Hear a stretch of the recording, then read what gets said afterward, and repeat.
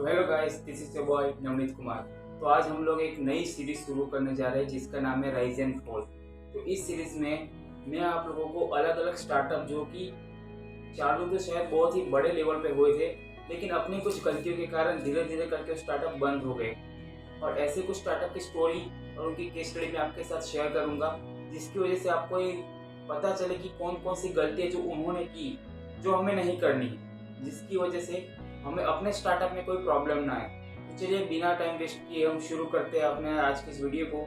आज की इस वीडियो में मैं आपको उस लीडिंग कंपनी का नाम बताऊंगा जिसने जीरो इन्वेंटरी ओनर नाम की जो मॉडल था, जो कि आज के दिन बहुत पॉपुलर है, काफ़ी लोग उसे यूज़ करते हैं, लेकिन शायद उन लोग को मालूम नहीं है वो मॉडल लाया था 2014 में उस कंपनी ने। उसी कंपनी के बारे में आज हम चर्चा करने वाले हैं। तो चलिए शुरू करते हैं। सो गाइस, हमारे राइज एंड फॉल सीरीज का ये पहला वीडियो है और इस वीडियो में हम बात करने वाले हैं पेपर टैप कंपनी के बारे में। ठीक है कि पेपर टैप स्टार्टअप, और इस स्टार्टअप को शुरू किया था मिलिंद शर्मा एंड नवनीत सिंह ने मिलकर। इसका मेन मुद्दा यह था कि ये लोग जो ग्रोसरी के प्रोडक्ट्स होते हैं वो घर तक डिलीवर करने वाले थे। ठीक है, तो ग्रोसरी के रिलेटेड उन्होंने स्टार्टअप स्टार्ट किया था, और ये स्टार्टअप उन्होंने स्टार्ट किया था 2014 में।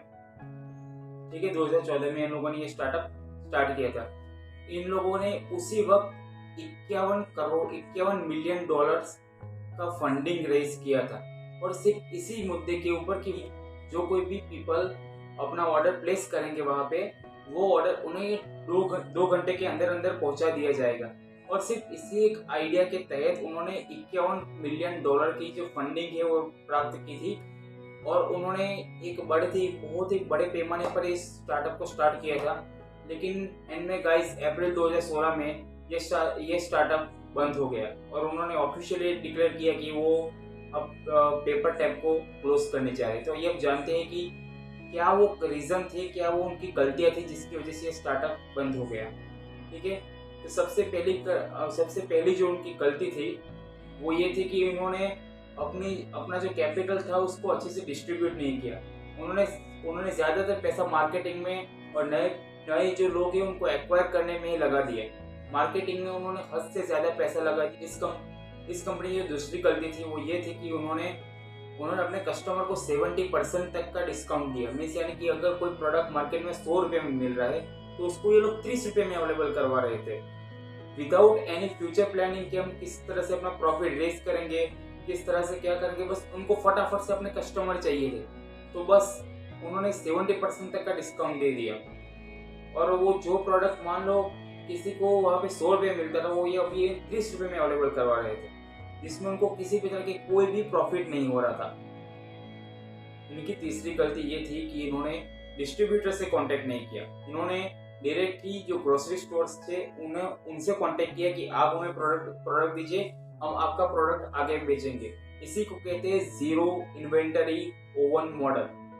ठीक है, ये मॉडल 2014 में सबसे पहले इन्होंने इंट्रोड्यूस किया था, जो कि अभी तो बहुत सक्सेसफुल है, लेकिन उस वक्त उनकी अपनी गलतियों के कारण ये मॉडल फेल हो गया। लेकिन अभी हाल ही में मॉडल बहुत ही ज़्यादा पॉपुलर है। इसमें बेसिकली होता है कि आप कोई भी चीज़ आपको अपने पास स्टोर नहीं करनी है। जब भी आपके पास ऑर्डर आता है आप तीसरे से लेके उसे दे दीजिए, यानी कि इसमें किसी भी जात का रिस्क कोई रहता नहीं है कि और उसे किसी वेयर हाउस में या फिर कई जगह पे स्टोर करने का हमें कोई खर्चा नहीं लगता है। ठीक है, बात करते हैं चौथी गलती की। उनकी गलती ये थी कि उनका पूरा जो कंट्रोल है वो ग्रोसरी स्टोर्स वालों के पास था। वो उनसे डेली अपडेट मांगते रहे। हम जानते हैं कि अगर मान लो हमारा ग्रोसरी स्टोर हो तो हम तो इस धंधे के बारे में इतने ज़्यादा केयर करेंगे नहीं कि उसका चले ना चले, हम थोड़ा से डेली अपडेट देंगे। मान लो उसने हमसे कोई प्रोडक्ट की डिटेल आज पूछी, आज उसकी प्राइस 100 रुपीज़ है, लेकिन कल को उसे वो प्राइस अपडेट करनी होगी, तो वो हमसे पूछेगा, तब वो हम पे डिपेंड होगा कि हम उसे बताएंगे तब वो अपडेट करेगा। लेकिन हम उसे वो बात बताएंगे नहीं तो इसी तरीके से अनकंट्रोल सप्लाई के वजह से कई सारे उनके जो ऑर्डर्स थे वो कैंसिल हो गए, और कई चीज़ें तो उन्हें काफ़ी ज़्यादा लॉस में पड़ी, और इसी के चलते 2016 में ये कंपनी बंद हो गई। तो इन सारे पॉइंट्स को डिस्कस करने के बाद अब आपको एक मैं स्लाइड शो दिखाने वाला हूँ, जिसका स्क्रीनशॉट आप ज़रूर ले लीजिएगा। ठीक है, चलिए शुरू। तो चलिए देखते हैं पेपर टैप स्टार्टअप से हमें क्या लर्निंग लेनी है। ठीक है, तो इन्होंने सबसे पहले इनकी गलती कि इन्होंने अपने कैपिटल को ठीक से डिस्ट्रीब्यूट नहीं किया।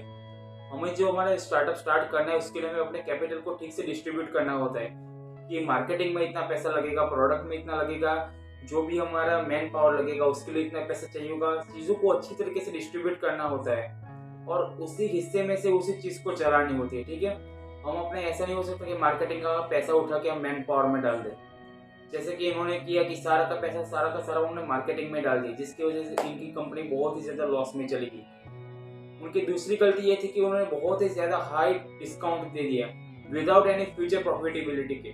ठीक है, फ्यूचर में आप मान लो अभी आप डिस्काउंट देने वाले हो तो आपको पता होना चाहिए कि आप फ्यूचर में आप प्रॉफिट कैसे अर्न करने वाले हो। ठीक है, जो कि इन्होंने कभी सोचा ही नहीं, जिसकी ये उनकी सबसे बड़ी गलती थी, जिसकी वजह से उनका स्टार्टअप बंद हो गया। इनकी तीसरी गलती कि इन्होंने zero inventory owner model use किया, लेकिन मॉडल को गलत तरीके से यूज किया। इन्होंने सीधा ग्रोसरी स्टोर्स वालों से संपर्क किया बजाय डिस्ट्रीब्यूटर से। अगर ये लोग डिस्ट्रीब्यूटर से कांटेक्ट करते तो इनको कम प्राइस में चीज़ें मिलती, जिसको वो लोग डिस्काउंट दे के बेच सकते। तो ऑलरेडी ग्रोसरी स्टोर से तो उनको चीज़ें कम में मिल ही जाती, कम प्राइस में, जो कि इन्होंने किया नहीं, जिसकी वजह से इनका जो स्टार्टअप है वो बंद हो गया। इस चौथी गलती कि लोग ग्रोसरी स्टोर वालों पे डिपेंड थे कि वो उनको डेली अपडेट दे, लाइक प्राइस के बारे में, कौन कौन से नए प्रोडक्ट्स आए उनके बारे में, जो कि उनको नहीं मिलती थी। तो इसी वजह से इनका स्टार्टअप फेल हुआ।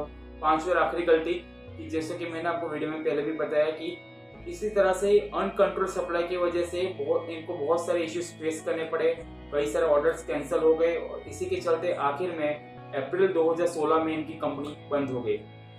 तो दोस्तों यही थी पेपर टैप कंपनी की कहानी।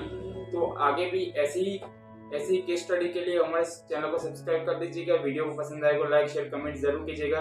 तो चलिए मिलते हैं अगले वीडियो में। Thank you.